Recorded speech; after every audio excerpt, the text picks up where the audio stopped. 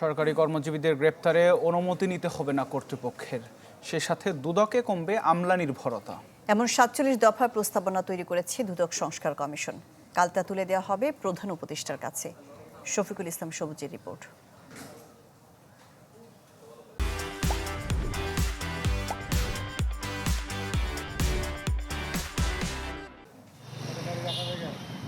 দুর্নীতি দমন ব্যুরো থেকে ২০০৪ সালে গঠন করা হয় দুর্নীতি দমন কমিশন।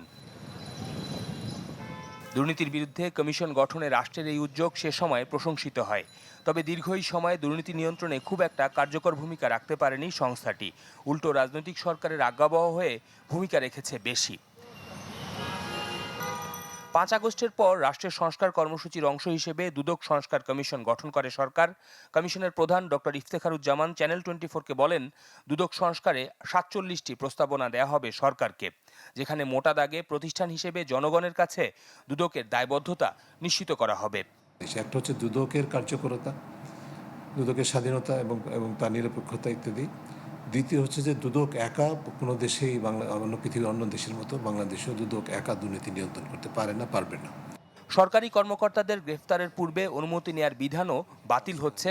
দুদকের অভ্যন্তরের প্রশাসন ক্যাডারের কর্মকর্তাদের দেয়া পদায়নে আসবে নিয়ন্ত্রণ।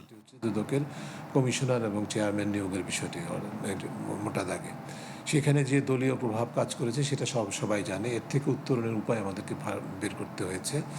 সেই দিকে আমরা সুনির্দিষ্ট সুপারিশ করতে যাচ্ছি, যার মধ্যে আমি এটুকু বলতে পারি যে দুদকের কমিশনারদের মধ্যে যেন যে সংখ্যা আছে সেটি এটি থাকবে না বাড়বে, এই বিষয়টি আমাদের বিবেচনা করতে হয়েছে এবং সেই সম্পর্কে সুনির্দিষ্ট সুপারিশ থাকবে। ডক্টর ইফতেখারুজ্জামান জানান, বর্তমান বাস্তবতায় সাবেক আমলাদের নিয়ে দুর্নীতির অনুসন্ধান দুরূহ। সেখানে অভিজ্ঞদের সাথে তরুণদেরও নিতে হবে। আন্তর্জাতিক চর্চাকে বিশ্লেষণ করতে হয়েছে, যার উপর ভিত্তি করে আমরা যেটা সিদ্ধান্তে পৌঁছেছি যে দুদকের আমরা স্বাধীনতা চাই, দুদকের কার্যকরতা নিরপেক্ষতা চাই, কিন্তু দুদকের স্বাধীনতা কিন্তু সীমাহীন নয়। দুদক কারো কাছে জবাবদিহি করতে হবে, সেটা জবাবদিহিতে জায়গাটা হচ্ছে জনগণ। একচ্ছত্র ক্ষমতা যে প্রতিষ্ঠানের রিপোর্ট শুধু রাষ্ট্রপতির কাছে না, দায়বদ্ধ থাকবে জনগণের কাছে, এমন ৪৭ দফা প্রস্তাবনা তৈরি করা হয়েছে গেল ৩ মাসে, যে কমিটির সদস্য ছিলেন ৮ জন। শফিকুল ইসলাম সবুজ, চ্যানেল 24, ঢাকা।